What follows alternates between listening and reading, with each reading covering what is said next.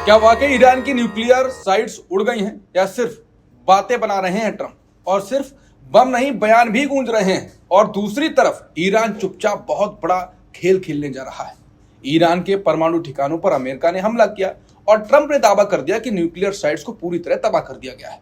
लेकिन अब अमेरिका के ही अंदर से एक नई रिपोर्ट आई है जो कहती है कि हमला हुआ तो जरूर, लेकिन नुकसान बस कुछ महीनों का है। यानी ईरान का न्यूक्लियर प्रोग्राम खत्म नहीं हुआ। इस रिपोर्ट को जैसे ही CNN ने उजागर किया, ट्रंप आग बबूला हो गए, बोले फेक न्यूज है। पर बात सिर्फ रिपोर्ट की नहीं, अब जनता की राय भी ट्रंप से दूर होती दिखाई दे रही है।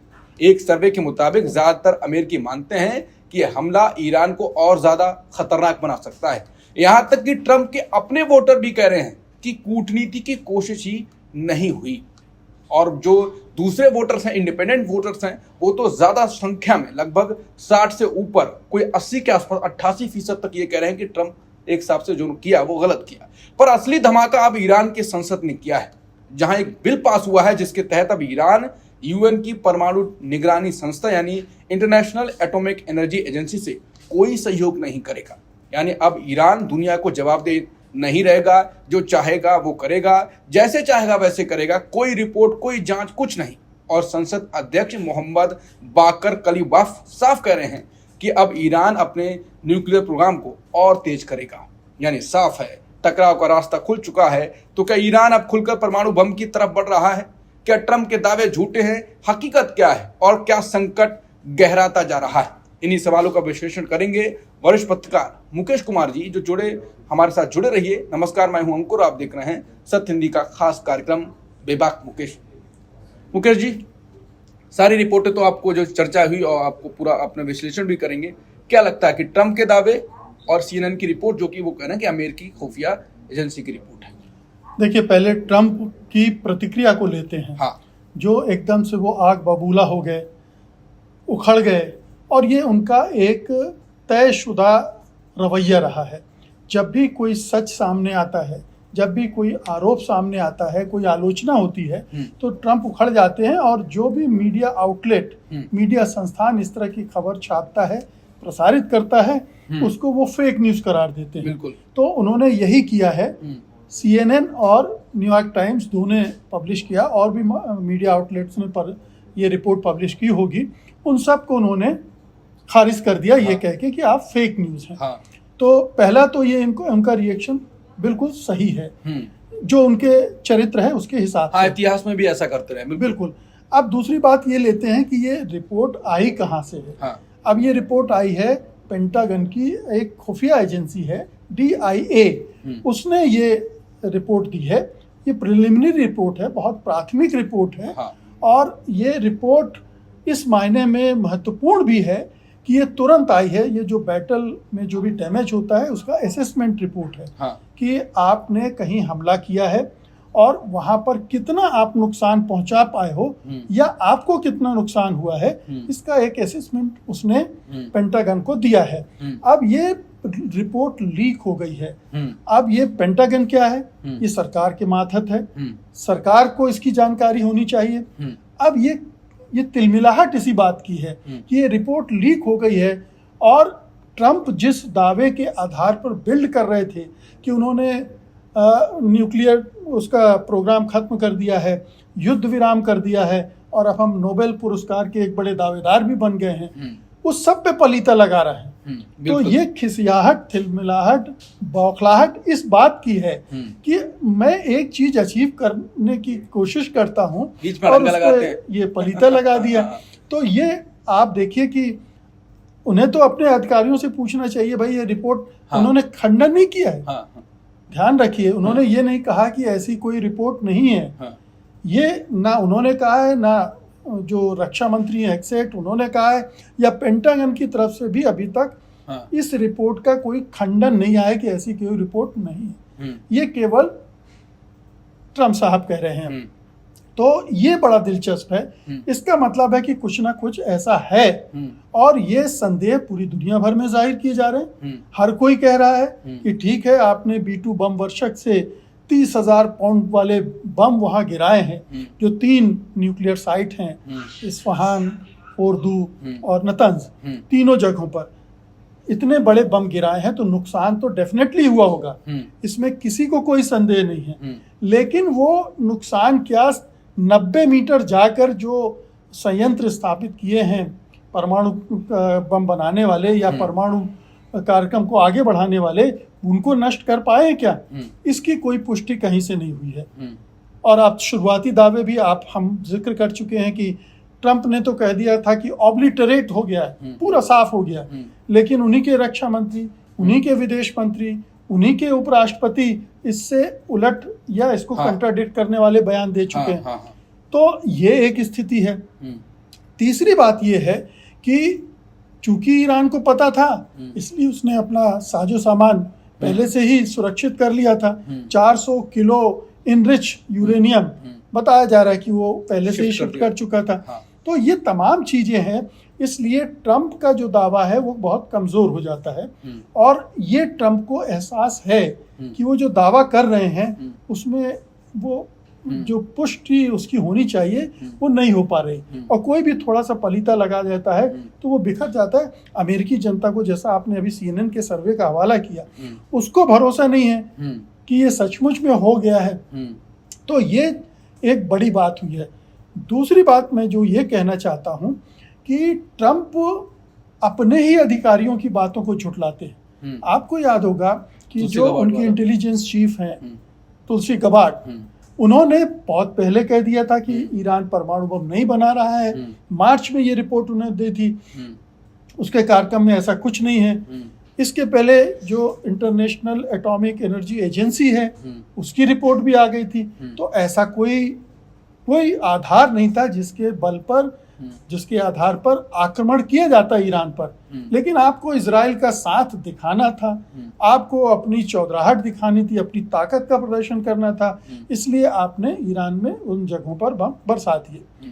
तो ये एक पूरा सिनेरियो है जिसमें ट्रंप बहुत कमजोर विकेट पे हैं और इसीलिए खिसिया रहे हैं। ट्रंप कमजोर विकेट पर हैं और इसकी हकीकत क्या है वो तो सच्चाई धीरे धीरे खुद ब खुद खुल जाएगी। ट्रंप का इतिहास भी बताता है, वो बोलते कुछ है और शायद होता कुछ वहां पर और है।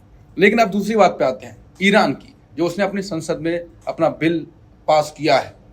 केवल एक वोट खिलाफ पड़ा और ज्यादातर पूरी सहमति से पास हो गया। वो ये कह रहे हैं कि हम इससे इंटरनेशनल एटॉमिक एनर्जी से निकल जाएंगे और परमाणु अपने हिसाब से बनाएंगे। अभी मैंने बताया भी। क्या लगता है आपको कि ईरान नहीं मानने वाला? डर क्यों नहीं रहा है? अभी अमेरिका से थोड़ा बना के चले तो हो सकता है प्रतिबंध भी खत्म कर दे अमेरिका, तो वो इसकी चिंता क्यों? देखिए, इस पूरे जो 12 दिन का युद्ध हुआ है उससे ईरानियन को ये एहसास हो गया है कि उन्हें परमाणु बम चाहिए डेटरेंट के तौर पर। जब तक हमारे पास परमाणु बम नहीं होगा तब तक ये इसराइल भी धौंस दिखाता रहेगा और अमेरिका भी मुझे दबाव में रखेगा। तो परमाणु बम होना चाहिए। जब परमाणु बम नहीं बना रहे थे तब हमले हो रहे थे। तो आप उत्तर कोरिया वाला मामला देख रहे हैं, छोटा सा देश है लेकिन परमाणु बम है, उस पर हिम्मत नहीं कर रहे हैं। एक बात। दूसरी बात, इजराइल के पास 80 से 100 परमाणु बम है, उसकी बात कोई नहीं कर रहा है। उसको क्यों रखने का अधिकार है? उससे क्यों नहीं परमाणु बम लिए जाते? तीसरी बात, एनपीटी में रहने का मतलब क्या है? हम आपके एनपीटी में हमने साइन की है, हम इंटरनेशनल एटॉमिक एनर्जी एजेंसी की जो गाइडलाइंस है उनको फॉलो कर रहे हैं, वो संस्थाएं निगरानी कर रही हैं, और आप उनकी रिपोर्ट नहीं मान रहे हो और जबरन हमारे ऊपर थोप रहे हो कि ईरान परमाणु बम बना रहा है। ये ईरान का तर्क है। और जब आप नहीं मान रहे तो हम इसके मेंबर क्यों रहें? हम इसको क्यों फॉलो करें? तो ये जो छोटी सी विजय हुई है ईरान की इस युद्ध में, उससे उसका आत्मविश्वास बढ़ गया, उसका साहस बढ़ गया। इसमें दो चीजें और हैं कि रूस ने एक तो समर्थन दे दिया है, चीन पूरी तरह साथ में आ गया है, एक बात पूरी बैकिंग है और ये जानता है अब ये बैकिंग उसको मजबूती देगी पूरे मिडिल ईस्ट में।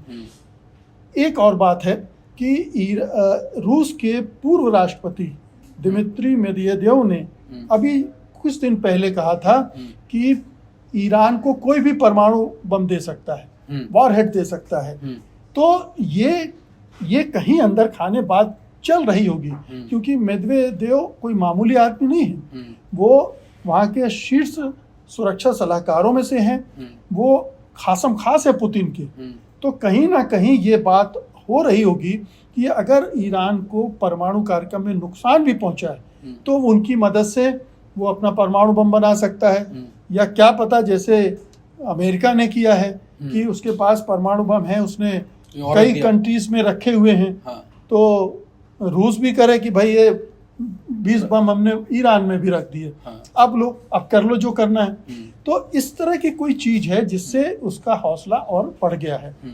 ये टकराव का रास्ता तो खोलेगा, बिल्कुल। लेकिन एक रियलाइजेशन ट्रंप को भी हो रहा होगा, अमेरिका को भी हो रहा होगा कि अब दुनिया बदल चुकी है। अब ये मल्टीपोलर जो दुनिया बन रही है, जिसमें रूस और चीन अब अच्छे से असर्ट कर रहे हैं और अपने एलाइज के साथ खड़े हो रहे हैं, तो ऐसे में ईरान पर कितना दबाव वो डाल पाएंगे।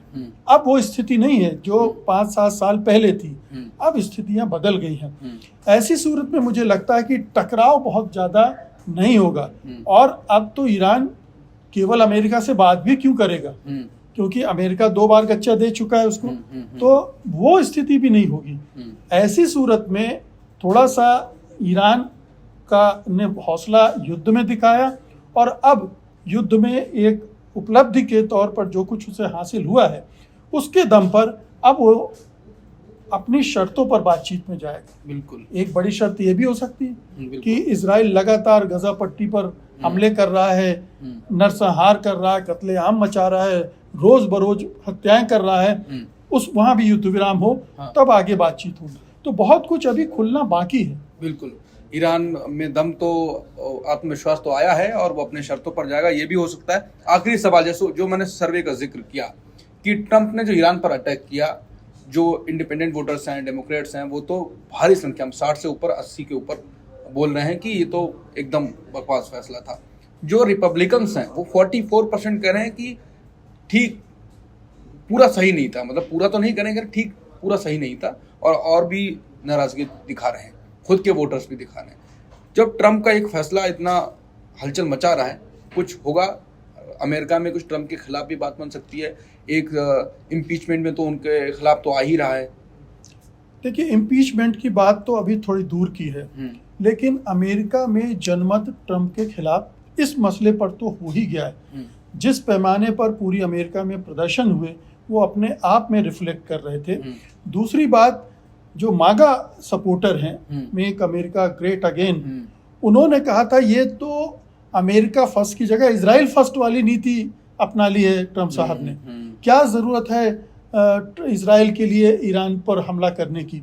तो इस मामले में जो ट्रंप ने, इसीलिए उनको रुकना भी पड़ा दरअसल, ये जो विरोध था इसी की वजह से उन्होंने एक हमला किया और उसके बाद तुरंत पैर पीछे खींच लिए, फिर युद्ध में आगे बढ़ने की हिम्मत उनकी नहीं हुई। तो अमेरिका में जनमत इसके खिलाफ जा रहा है कि आप इजराइल के साथ इस हद तक इन्वॉल्व हो जाओ कि एक नई जंग में उलझ जाओ, क्योंकि ट्रंप तो चुनाव में यही कह के जीते थे कि हम अब अमेरिकी सेनाओं को कहीं और दूसरे बाहर जंग में नहीं उलझाएंगे, और आप उसी तरफ बढ़ रहे थे।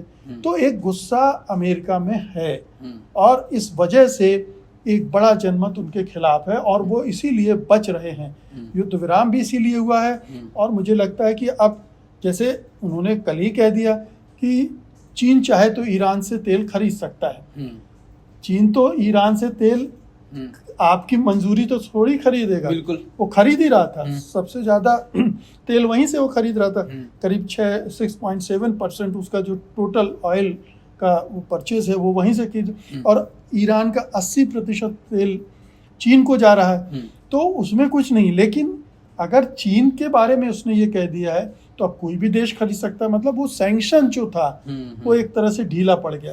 तो ट्रंप जो है एक तो बहुत ट्रांजैक्शनल है, वो कोई स्थायी नहीं है, सुबह क्या बोलेंगे शाम को क्या। तो इस वजह से भी ये चीजें हैं। लेकिन ये जो आपने बात जहां से शुरू की थी कि ट्रंप नाराज खिसियाए हुए हैं, उसकी सबसे बड़ी वजह यह है कि वो जो दावा कर रहे हैं वो संदिग्ध है। उस पर बड़े सवालिया निशान लगे हुए हैं कि आखिरकार ईरान के परमाणु कार्यक्रम को कोई धक्का लगा भी है। इसका कोई कोई प्रूफ नहीं है। इसलिए ये मामला अभी इसी तरह चलेगा और इसकी आड़ में ईरान बहुत कुछ कर सकता है। बिल्कुल, इसकी आड़ में ईरान तो अपना काम कर ही रहा है। क्या ट्रंप केवल टीवी पर बम फरसा रहे हैं, तबाही केवल टीवी पर मचा रहे हैं, और क्या ईरान उसकी आड़ में जो असली खेल है वो खेलने की कोशिश कर रहा है? और जो अभी हमने चर्चा करी उससे आप समझ भी सकते हैं। ये सवाल भी आपके लिए, आप कमेंट सेक्शन में हमें बता सकते हैं। और सत्य हिंदी पर अगली चर्चा भी हम हो सकता है इससे भी खास मुद्दे पर आए। इस विषय को तो कवर कर ही रहे हैं, बाकी भारत के विषय पर भी हम लोग चर्चा करते हैं, खबर आपको देते हैं। तो इसलिए अगर आपने अभी तक सब्सक्राइब नहीं किया है तो सब्सक्राइब कर लीजिए, बेल आइकॉन का बटन दबाइए, नोटिफिकेशन पाइए, सबसे पहले एकदम वीडियो देखिए। उसके बाद सत्य हिंदी का एक ऐप भी है, उसे भी डाउनलोड कर लीजिए, क्योंकि उसमें खबरें भी आती हैं, पढ़िए भी और देखिए भी। नमस्कार।